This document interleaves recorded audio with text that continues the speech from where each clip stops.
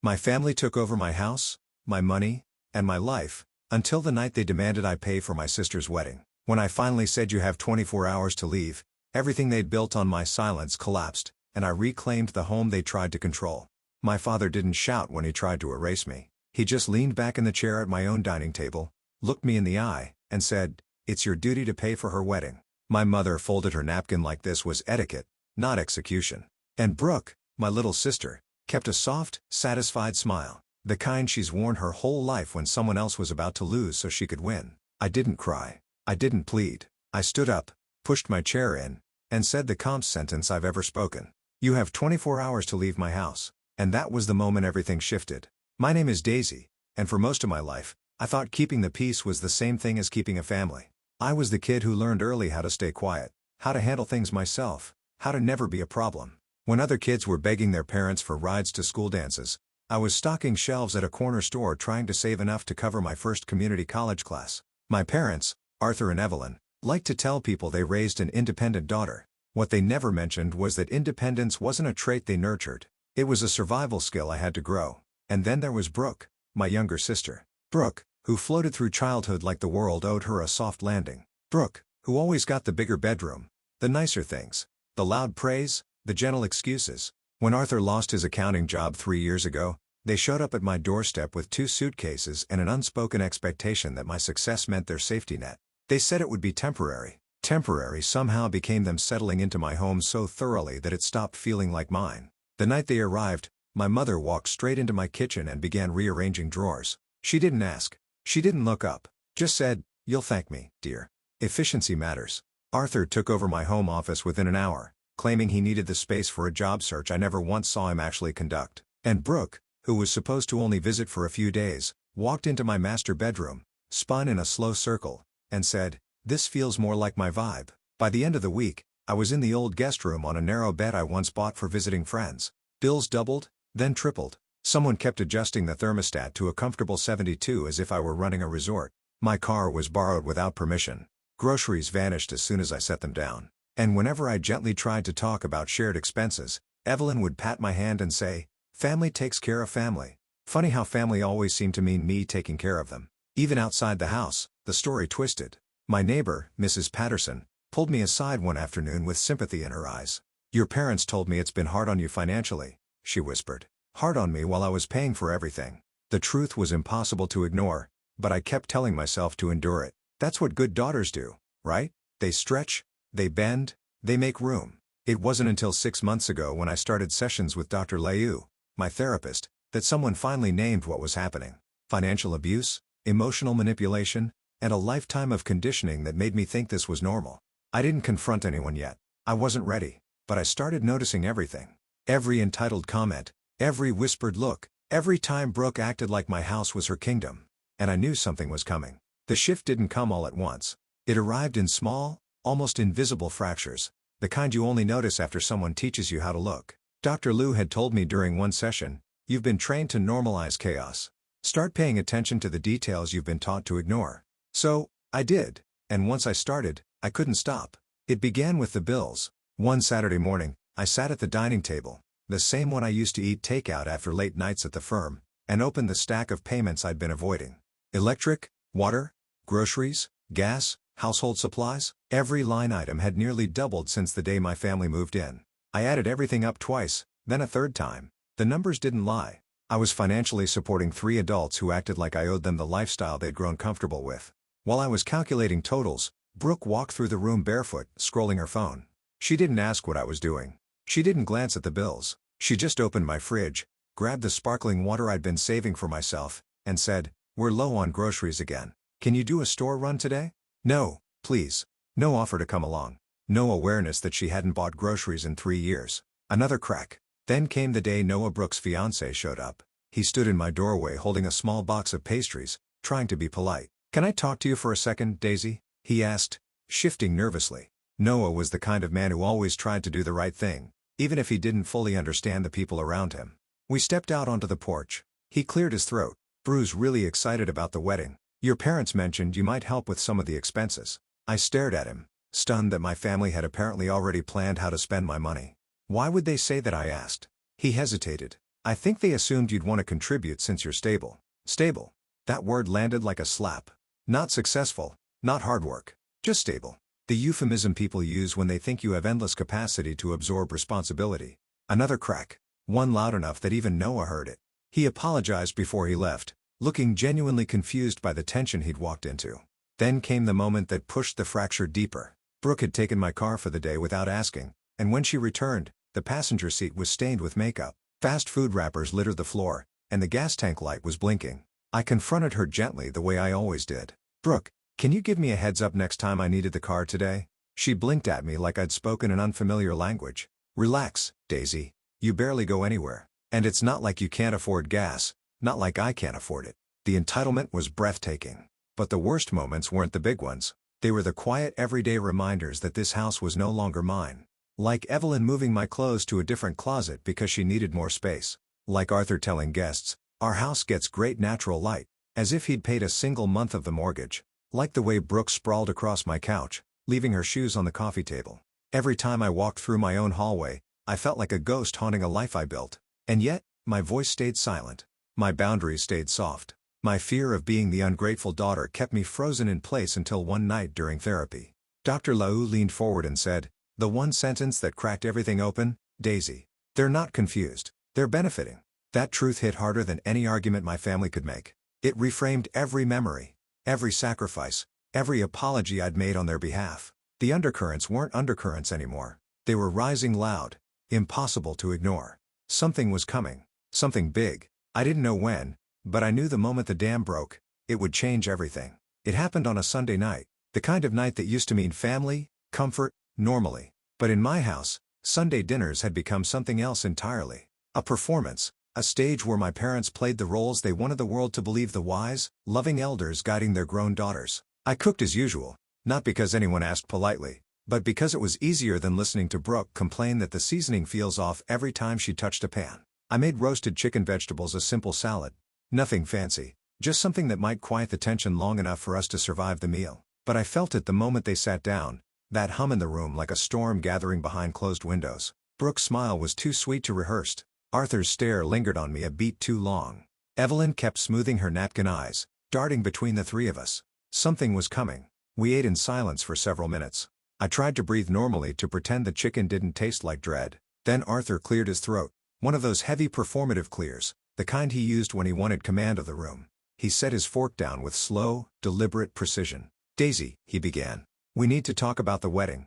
There it was. The storm door cracked open. I kept my voice steady. "What about it?" Before he could answer, Evelyn jumped in, her smile tight. "We've all been thinking about how important this moment is for Brooke. A wedding is a once-in-a-lifetime event. It deserves to be done right."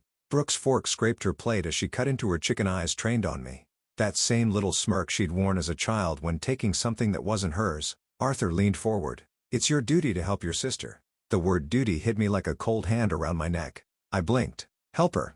How? Evelyn let out a soft laugh like I was being dramatic. "Daisy, you're a lawyer. You have a stable job.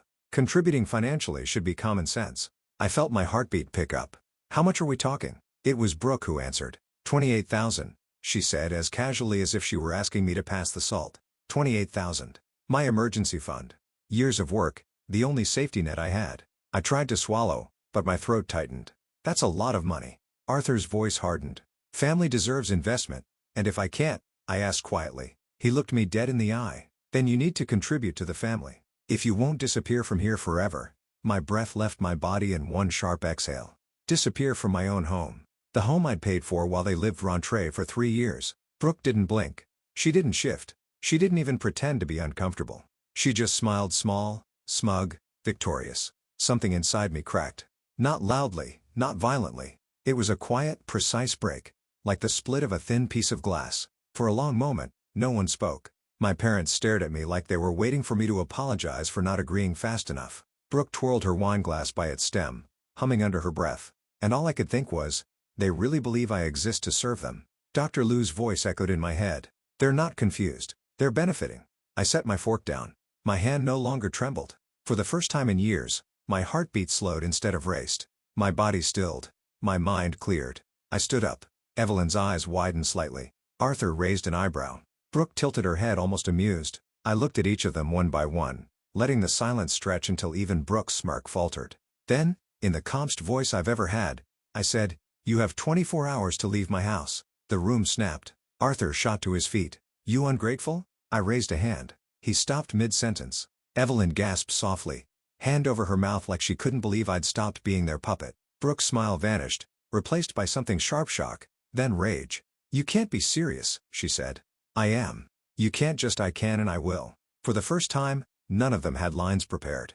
None of them knew what to say. They looked at each other, waiting for someone to take the lead in the script they'd been performing my entire life. But the script was gone, burned clean. I pushed my chair back under the table, smoothing the napkin I'd never gotten to use. "You have until tomorrow evening. After that, I'm changing the locks." I didn't raise my voice. I didn't defend myself. I didn't explain. I simply walked out of the room, out of the guilt, the obligation, the lifetime of shrinking myself. Behind me, I heard Brooke whisper, "She's lost it." Arthur muttered something about respect. Evelyn sobbed into her napkin, but none of it mattered. The storm had finally broken, and for once, I wasn't the one drowning in it. I didn't sleep that night. Not because I was scared of what I'd done, but because for the first time in 3 years, the house felt like it belonged to me again. Every creak in the floorboards, every hum of the heater, every shadow on the wall, reminded me that this was my space, not the stage for someone else's entitlement. I sat in the dim light of my living room, legs folded under me on the couch, Brooke always commandeered, and let the silence settle. Real silence, not the kind broken by Brooke's gossip calls or Arthur's TV blaring golf tournaments or Evelyn's constant commentary about how a home should run. At 2 a.m., I opened my laptop and reviewed everything I knew legally about removing long-term guests. As a criminal defense attorney, property law wasn't my specialty, but I didn't need specialty to know I was well within my rights. They were not tenants. They had no lease. They paid nothing. They contributed nothing. By 3 a.m., I'd scheduled a locksmith to come the next evening.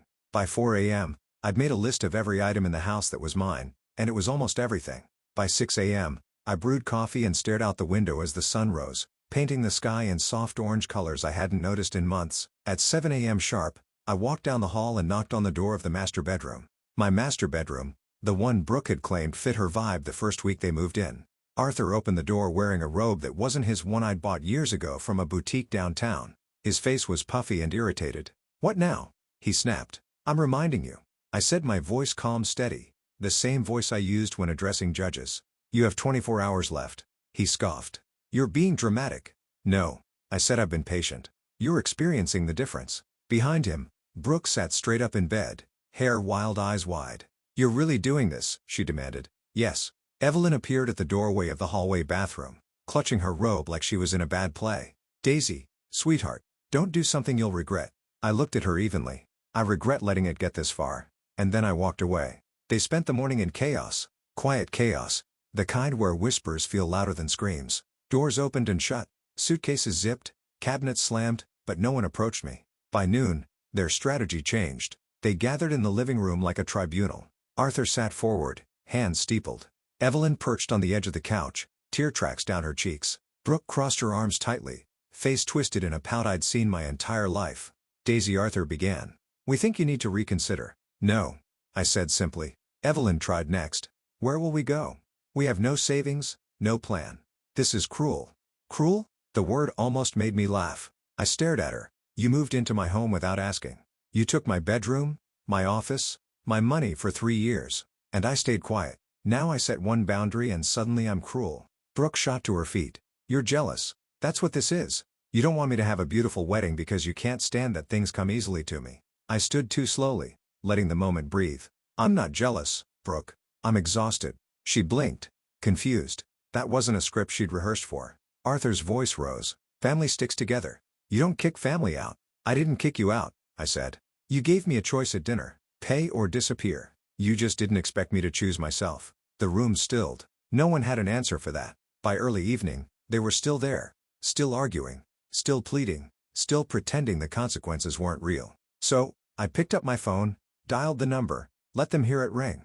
Arthur's face drained of color. "You wouldn't watch me," the dispatcher answered. But before I could say a word, Arthur's hand shot up in surrender. "Fine," he hissed. "We'll go." For the next 2 hours, I watched them pack. Not with anger, not with satisfaction, with clarity. Evelyn wrapped dishes she'd bought without asking, muttering about how ungrateful you turned out. Arthur stomped through the house like he was leaving a kingdom he'd ruled. Brooke slammed dresser drawers so loudly I thought they'd crack, but the louder they were, the calmer I felt. A strange deep calm, the kind that settles when you finally stop drowning. At 9:23 p.m., they stood at the front door with their bags. Evelyn turned to me, eyes glistening. "I hope you're happy," she whispered. "I hope I will be," I said. Brooke didn't look at me. Noah's car pulled up at the curb and she stomped toward it without a word. Arthur lingered, jaw clenched, then stepped out into the cold night without another glance. I shut the door behind them, locked it, leaned my forehead against the wood, and for the first time in years, the house was mine, the air was mine, the silence was mine. I walked through every room they'd taken over: the bedroom, the office, the kitchen. There were dents, stained scratches, but under all of it, the bones of my life were still there. I breathed in slow, steady. Peace didn't arrive like a celebration. It arrived like a long exhale, one I hadn't realized I'd been holding for 3 years. The first morning alone felt unreal. I woke up expecting footsteps in the hallway, Brooke's voice echoing through the walls, Arthur's cough, Evelyn clattering dishes she never washed afterward. But there was nothing, just the soft hum of the heater and a patch of sunlight warming the foot of my bed. My bed in my master bedroom reclaimed at last. I made coffee in a quiet kitchen. Real quiet. Not the tense performative kind we'd all been suffocating under. I didn't rush. I didn't tiptoe. I didn't brace myself for a complaint the moment I set the mug down. Later that week, Ruby stopped by. She stood in the doorway looking around like she was seeing the house for the first time. "I didn't realize how heavy it felt in here," she murmured. "But now, Daisy, you look 10 years lighter." I hadn't noticed it on my own, but she was right. The house breathed, and so did I. Bills shrank back to normal. My fridge stayed full. My car stayed where I parked it. And the quiet, God, the quiet felt like medicine. Then, almost 3 weeks after they left, the phone rang at 2:08 a.m. I knew even before I looked who it was. Brooke. Her voice trembled the moment I answered. "Daisy, I need help." Those words hit me harder than the ultimatum ever had because they were real. Not manipulative, not smug. Real fear, real desperation. "What's wrong?" I asked, a shaky breath. "I'm pregnant." My heart dropped. Not out of panic, out of recognition. This was the moment my family always used to pull me back in. A crisis, a plea, a demand wrapped in vulnerability. "I can't afford anything," she whispered. "Not appointments, not rent, not anything. I don't know what to do. Please, I need you." Old instinct surged. "Fix it. Save her. Swallow yourself so she can breathe." But Dr. Lou's voice rose louder. "If you rescue her from her choices, she'll never learn to stand." I sat up, steadying my voice. "Brooke, I'm sorry you're scared. I really am, but I can't be your only safety net anymore." A small sob. "So, you're abandoning me?" "No," I said softly. "I'm giving you resources, not my life." I told her about programs, assistance options, places that help women exactly in her situation. Practical steps, not self-sacrifice. She cried harder. Then the line went quiet. She didn't say goodbye. I didn't call back. In the weeks that followed, updates trickled through the family vine. Brooke moved into a maternity support program. She found part-time work at a daycare. She was managing. Not perfectly, not gracefully, but managing. And for the first time, she was doing it without me breaking myself to hold her up. Boundaries don't feel triumphant. They feel clean. Painful sometimes, but clean. A year has passed since that night in my dining room. My parents now rent a modest studio on the north side of the city. Arthur works part-time at a hardware store. Evelyn does remote data entry. They're not thriving, but they're standing on their own feet, maybe for the first time in decades. Brooke had her baby, a little boy. I've only seen photos passed quietly through my grandmother, but he looks healthy, peaceful, untouched by the battles that shape the adults around him. Brooke still struggles, but she's working, she's learning, and she's doing it without assuming someone else will sacrifice their life so she can avoid discomfort. As for me, my home is quiet. My savings are intact. My mornings are mine again. For the first time, I'm building a life that doesn't require shrinking myself to make room for people who never planned to make room for me. If this story hits something familiar in you, tell me where you're listening from. And if you've ever had to choose yourself, share your story below. Make sure to subscribe. You don't want to miss what comes next.